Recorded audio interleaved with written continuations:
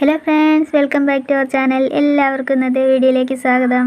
ഇന്നത്തെ video June 5 ലോക പരിസ്ഥിതി ദിനവുമായി ബന്ധപ്പെട്ട് കൊച്ചു കൂട്ടുകാർക്ക് വളരെ എളുപ്പത്തിൽ വരച്ചെടുക്കാൻ പറ്റുന്നൊരു പോസ്റ്ററുമായിട്ടാണ് ഞാൻ വന്നിട്ടുള്ളത്.